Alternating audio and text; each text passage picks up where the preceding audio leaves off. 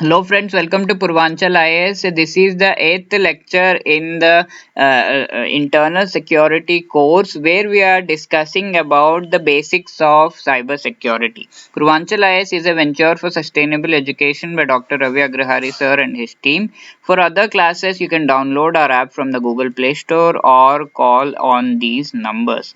Purvanchal IAS has come up with this book on internal security and its challenges both in Hindi and English. To order this book, you can contact us on these numbers. So, in the previous session, we have discussed various aspects of the basics of cyber security. So, today we will be discussing on these aspects that are extent and impact of cyber crime offenses, general challenges that it poses, anti cybercrime strategies, relevance of cybercrime issues within the pillars of cyber security, cybercrime policy as starting point, the role of regulators in fighting cybercrime, then the global policy strategies and the cybercrimes Indian cases we will be discussing as the case studies, right?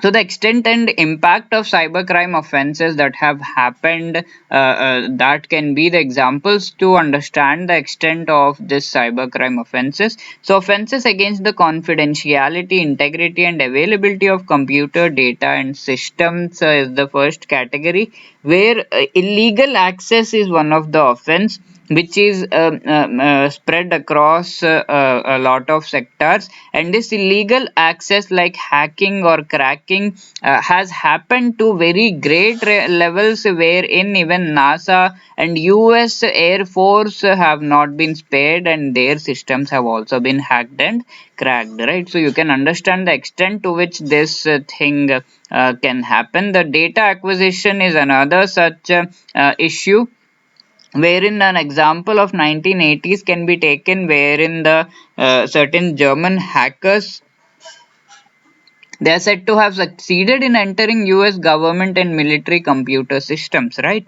And also the usage of both technical and social methods is done so as to do this data acquisition, wherein technical methods involve the various ways in which a computer can be hacked or data can be acquired from there. Social methods is like tricking people to provide access themselves to the data, right? So all of these things can be happening so as to breaking in and acquiring data in this manner. So illegal interception is another issue, wherein the offenders try to find out weak points in the system that can be intercepted so as to enter into the system or bring the data out of the system, right? Then data interference is one way of talking about this, where in the perpetrators, what they do is, suppose you are trying to run your network by having connection to the server, so they will snap this particular network that you have, the link that you have, and in this way the data that you are receiving from the particular server is intercepted, interfered. Okay, so there can be complete loss of this link, or there can be partial loss of the link, wherein if the access to data is lacking, then that can be a great financial damage to anybody. Okay, similarly, in today's day, also, if we have lack of access to the internet, will we be able to earn like in various kinds of online jobs that people do? So that is a lot of loss in a financial way, right? So that can be happening, and even the person who has accessed the link can be accessing the data. The person can be deleting, suppressing, or altering the computer data. So here we spoke about the interference with the data only. Now physically, if the operation of this particular system needs to be interfered, even that can be done, wherein the offenders do certain things that the systems are unable to perform or operate smoothly, and that can hinder, that can delay in the way the data is extracted and used, and that can be a big issue, right? So these are some of the issues. Now the content related offenses, if we are talking about, like child pornography, xenophobic material, etc., all of these things are also a big issue, wherein the various value systems and legal systems differ extensively between different societies. Like certain kinds of such crimes may not be very harshly punished in certain countries, while they might be harshly punished in certain countries, and that can be creating certain issues, right? Now, in this, talking about the subcategory of erotic or pornographic material, excluding the child pornography. So, this exchange of media without the need for cost intensive shipping has created a lot of revolution, wherein people have been exchanging it over the internet, and that has been an issue with respect to the people who are involved voluntarily or involuntarily many a times, right? Also, child pornography, this has almost equal kind of equal kind of law system with respect to different countries, wherein all of the countries broadly they condemn child pornography, and that is in line with the criminal acts of different countries, right? Then racism, hate speech, glorification of violence, this can be varying with respect to different countries, because as we discussed, hate speech may be hate speech for one country, it may not be hate speech for the other country, and that is one issue. The other issue is various countries, even though it is a hate speech, may be protecting any kind of speech with the help of the freedom of speech. Okay, for example, in India we have the right to freedom of speech, while this right has various reasonable restrictions, and one such reasonable restriction is that such speech should not be inciting violence. Okay, if the speech incites violence, it creates violence in the society, then that speech and the speaker and the entire executor of the entire program will be totally prosecuted, right? So these are the things that are available in India, but yes, various countries may not be having these reasonable restrictions, and in a broad sense they might be providing the freedom to speech, and in those cases it can be difficult to deal with respect to these differences. Then we have the religious offenses. Even these can be offenses in one country while they may not be in the other country. Like we have the issue of publication of cartoons, like with respect to certain agencies like Charlie Hebdo, which has been in the news recently also. It is not offensive as far as France is concerned, but in various other countries, various of the parts of our community, they are totally offended, and that has been an issue with respect to differing legal standards that are there in different countries, and handling it has become a very big issue. So illegal gambling and online games, this also has been one of the areas where a lot of thinking has been happening of late, and games which give commercial benefits, profits to the people who play, and kind of gambling happens there. All of these things are should be coming under the radar of various of the laws, is what is thought of. There were various games, like we had this game Blue Whale or something, wherein you are asked to do various things, and at the end you were also asked to commit suicide or all of those things. So these games are to be regulated in a strict manner, and information related to them needs to come out, is what is thought of. Then there are spam and related threats. It is said that around 85 to 90% of all emails are just simply spam, right?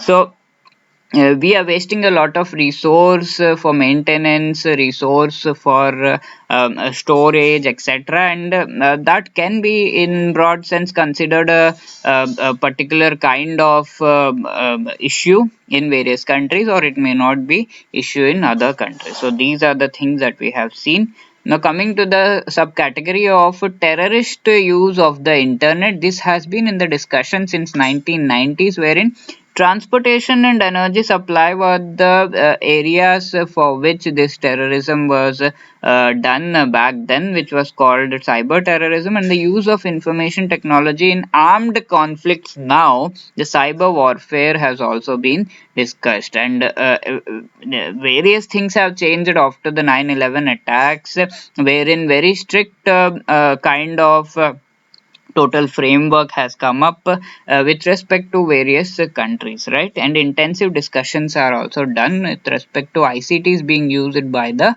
terrorists. Then terrorist use of ICTs happens for various things, like they do propaganda on that, information gathering is done, preparation of real world attacks happens online. As we have seen, recruitment also happens online for them, publication of training material happens online, communication, terrorist financing, attacks against critical infrastructure also happens online. So the solution for all of this can be brought out in a global manner only, and that is what India emphasizes at various global arena, that yes, people, it is high time we come up with a comprehensive total kind of convention on this particular thing, and various countries sign them, and whoever is unable to sign, does not adhere, should be dealt with an iron fist, right? So that is what is thought of.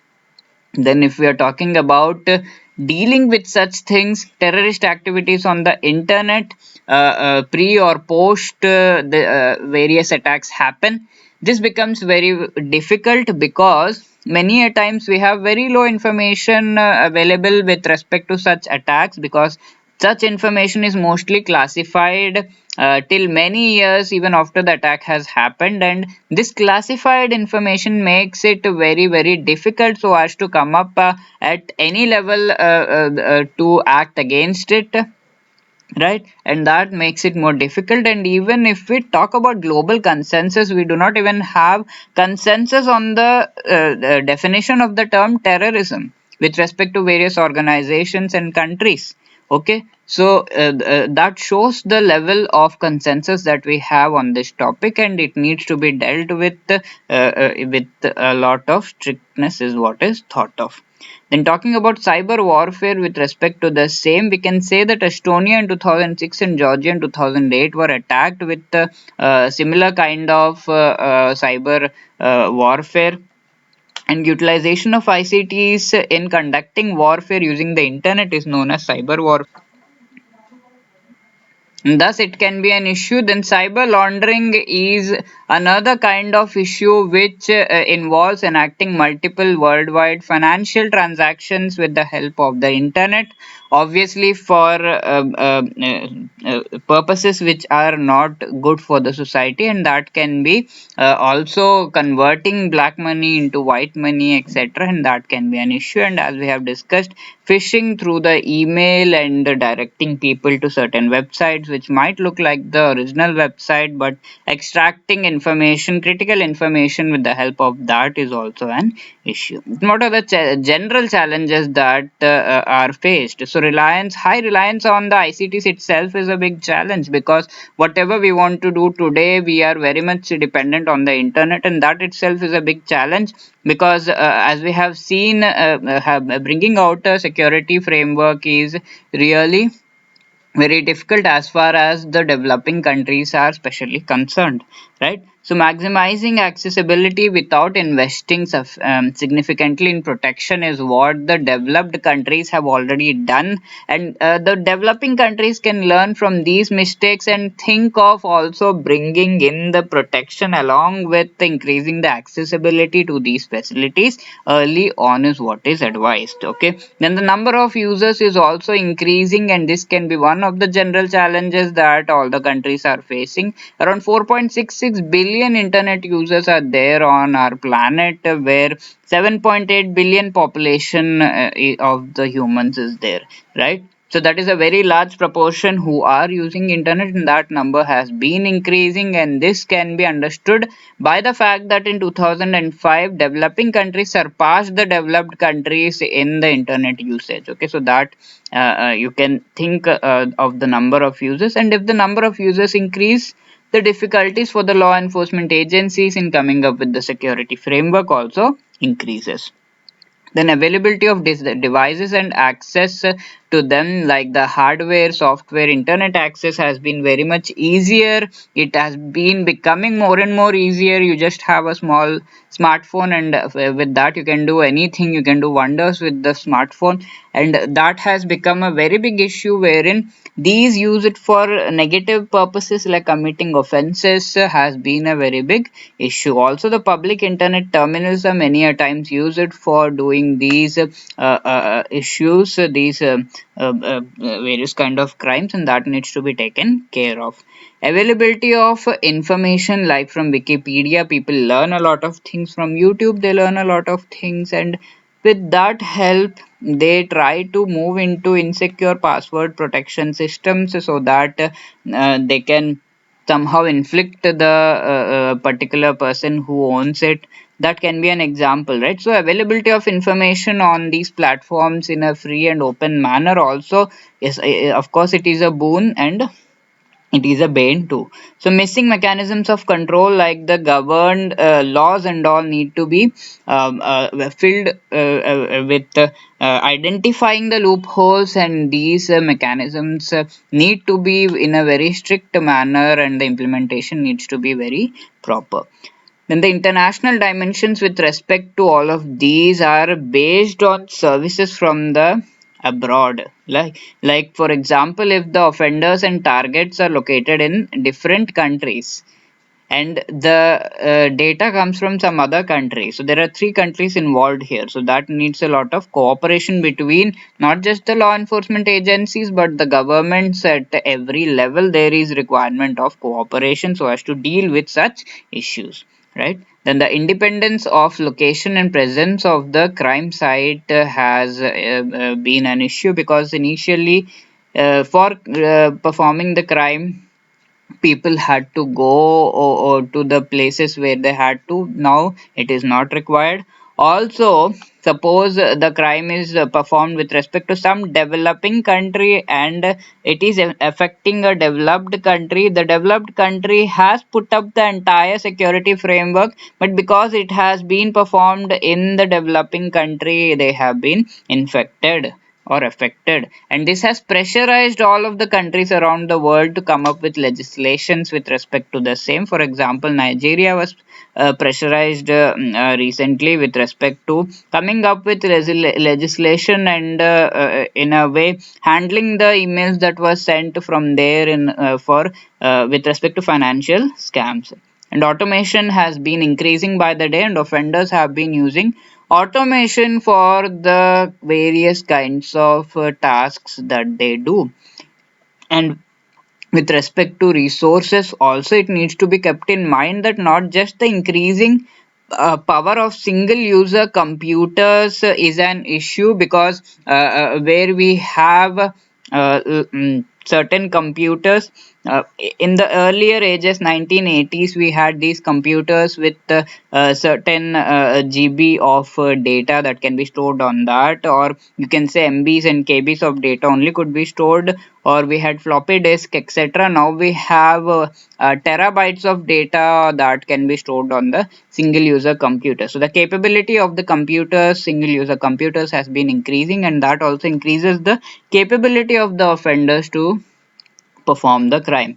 Speed of data exchange processes, like for sending one email you just need a few seconds, and that gives very little time for the law enforcement agencies to cover up the entire security framework, right? And the speed of development has also been too much, wherein voice calls to internet telephony has come up. Internet telephony nowadays has been protected by certain encryptions, like the end-to-end encryption method. Previously voice calls could be tapped, of course they are tapped now also, but internet telephony has been protected, and that creates a lot of issue for the law enforcement agencies to come up with ways to handle the crimes that happen over the same. So it is required that the investigations remain up to date with the latest technology.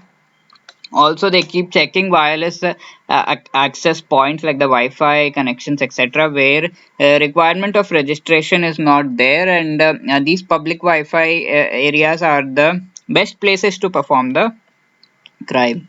Okay, so anonymous communications like end-to-end encryption, wherein even the company who provides the service cannot do much to get the information unless certain kinds of conditions are met, and that creates a lot of issue. And even if the source of a particular crime is identified, the people may be having fake email ID, etc., fake accounts, and then they might be doing, which increases the dimension of the difficulty for the law enforcement agencies. And the failure of traditional investigation instruments, like if you are going with archaic instruments and trying to find out who has done certain cyber crimes, so that is not going to help. Now we have end-to-end encryption, and we need a lot more so as to deal with such things. Encryption technology, as I said, and various technologies wherein, let's say, you have the word easy, and this word is converted into some other code like 4623. So the agencies will be able to see this only, but a certain secret code has been sent by converting it into various form, and the secret code might be known to the receiver and the sender only. So in those cases, it is difficult to find out what has been sent, but with a click of mouse nowadays, the decryption of such information is also possible. Then we have various legal challenges, like the lawmakers who are there, they must continuously respond to internet developments, they must keep themselves up to date, as we have discussed. And the main challenge has been the delay in get coming up with all of being up to date, number one, and also delaying the entire legal process, right? So certain a special kind of teams must be there, like the computer emergency response team, computer incident response teams, etc., who can handle such issues in real time. And new offenses, these are new offenses. Previously human related offenses could be handled very properly by the law enforcement agencies. Now these are computer related offenses, and handling them has become really difficult, and so new laws criminalizing such offenses need to come up. Increasing use of ICTs and the need for new investigation instruments is also the need of the hour, wherein the severity of the criminal offense is out of proportion with the intensity of the interference that the agencies are able to do. So it is a trade off also between the law enforcement agencies' powers and the rights of innocent internet users, the right to privacy that we were discussing. So, till which level the particular law enforcement agency can get the information depends a lot on the right that the particular people have got. Then, the developing procedures for digital evidence needs also to be considered, because more and more kind of documents are being developed on the digital way only. So digital documents are increasing by the day. We have taken due cognizance of this fact that during COVID also many people lost their jobs, or many people gained jobs online only, and digital documents were submitted, and of course we keep submitting these things online.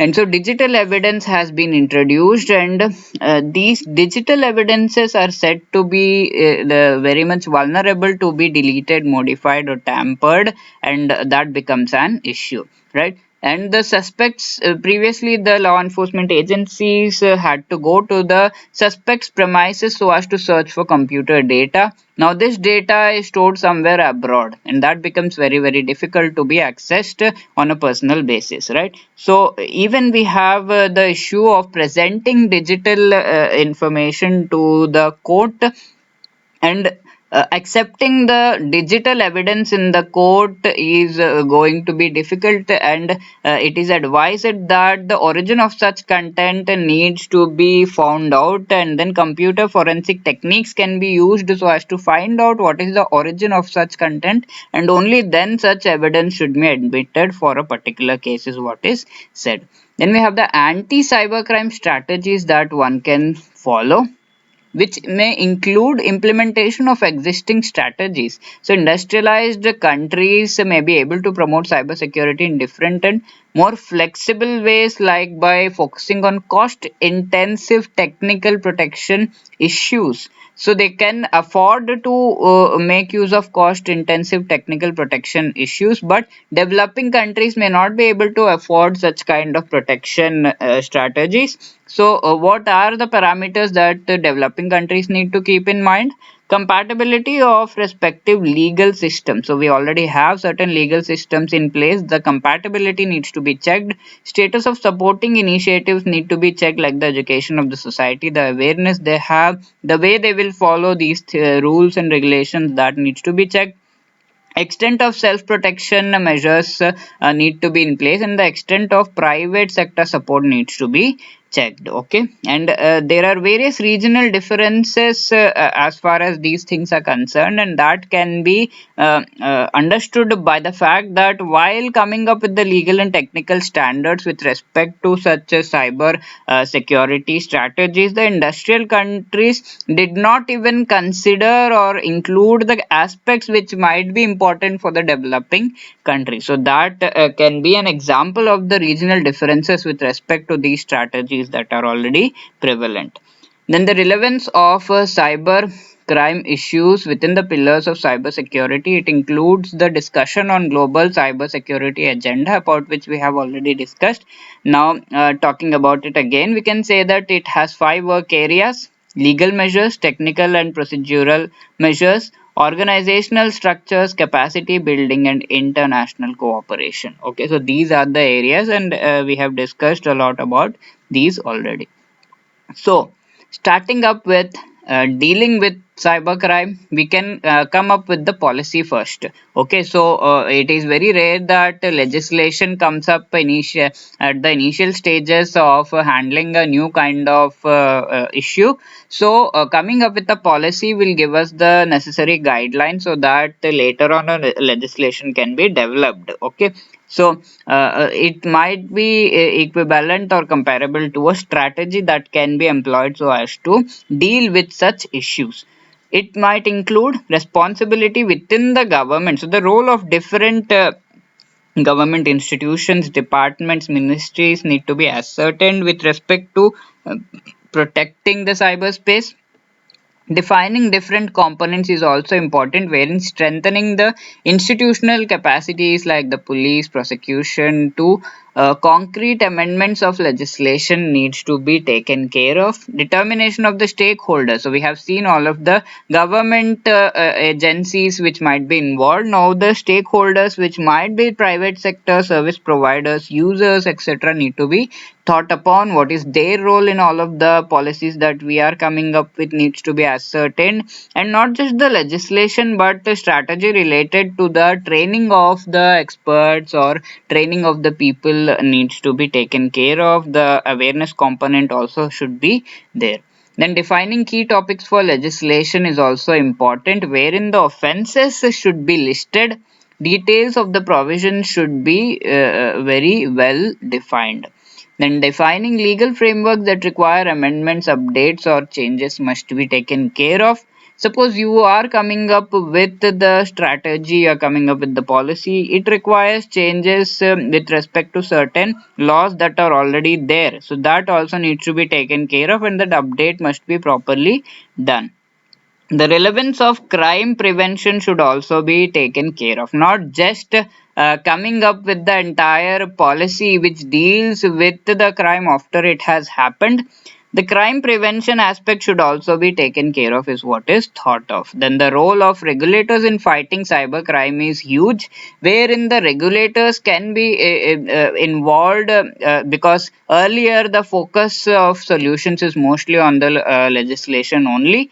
Regulators need to play a key role. How can they play a key role? from telecommunication regulation to ICT regulation is what the regulation has changed, and this has eroded the old models of the division of responsibilities, wherein initially the responsibility of regulation was entirely upon the government only.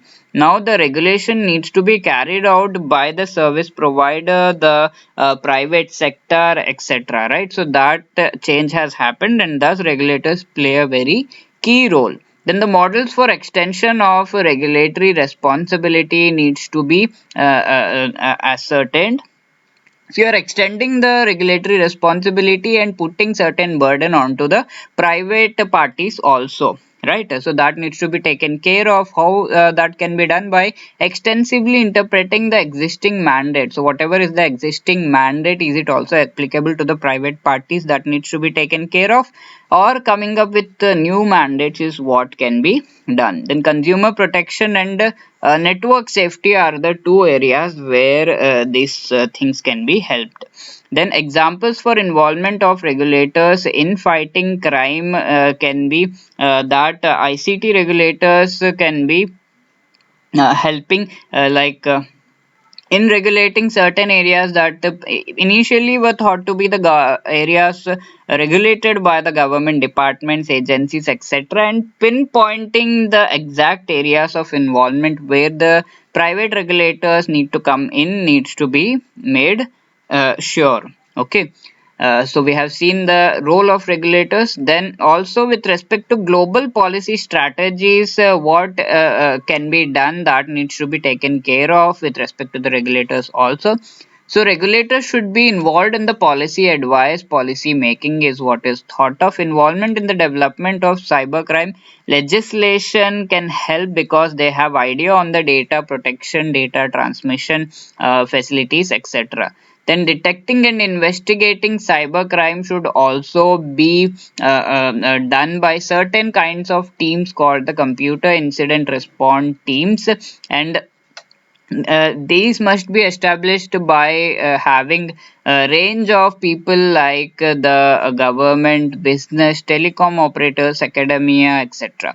The facilitation of law enforcement should also have the regulator that can undertake the investigation so as to find out the initial suspects, and then that should be dealt by the government is what is thought of. Okay, so we have seen the entire framework, strategies, role of regulators, global strategies that can be adopted, etc., and in this way these things can be dealt with.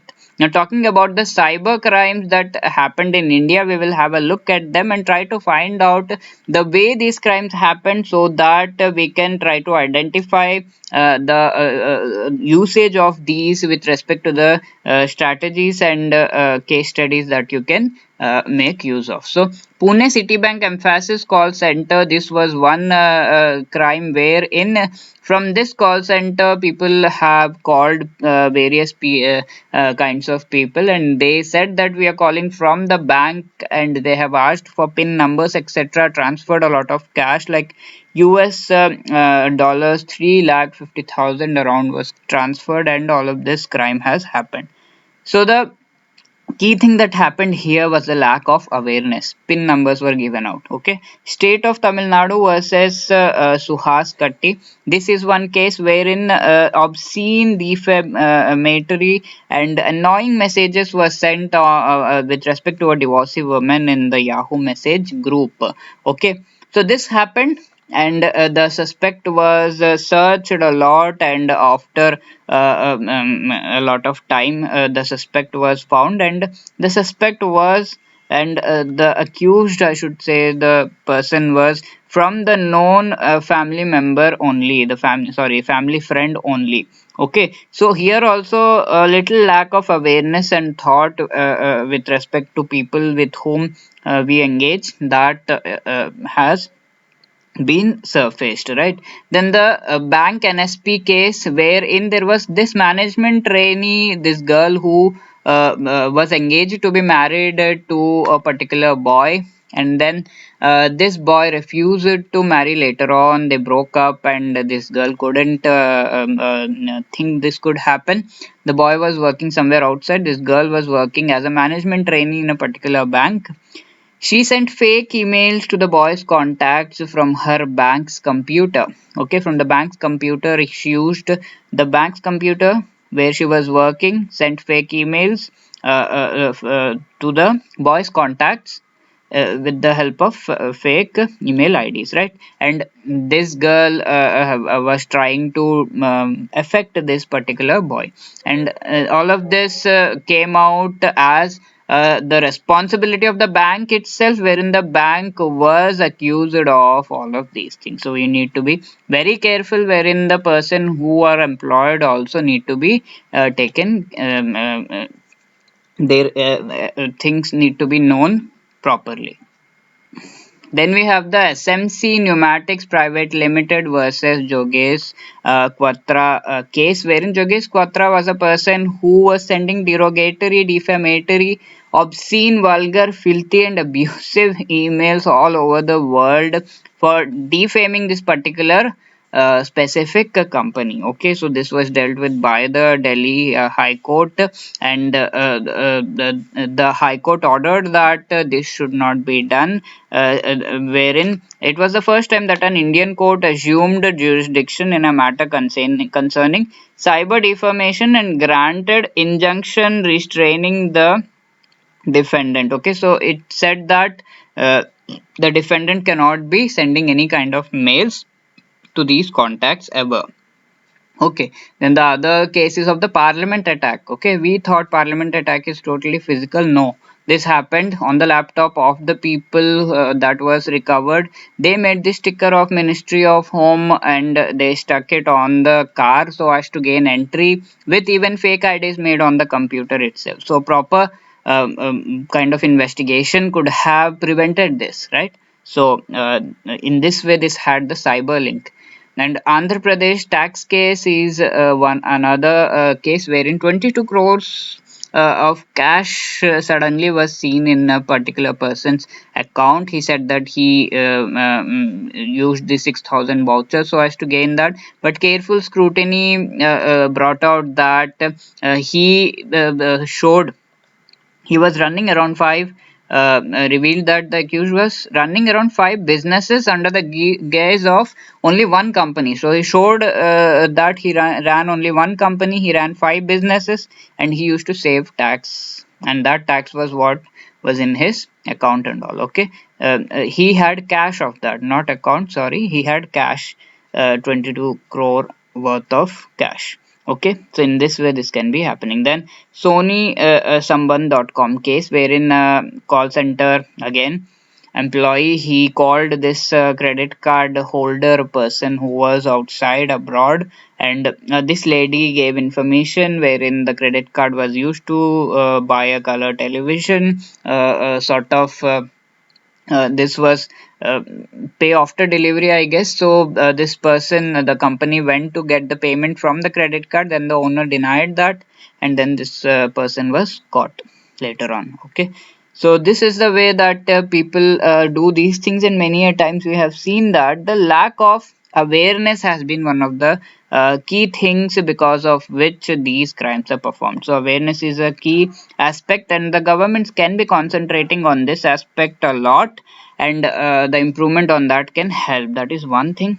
Then coming up with certain kind of legislation wherein all of the aspects are considered, and while coming up with the legislation the key stakeholders must be consulted is what is thought of, right? Like the stakeholders can be the government agencies, the stakeholders can be the private sector people, the stakeholders can be various regulators who needs to be consulted, even the public can be consulted so as to come up with the legislation in a proper manner is what is thought of, and this legislation is very much important.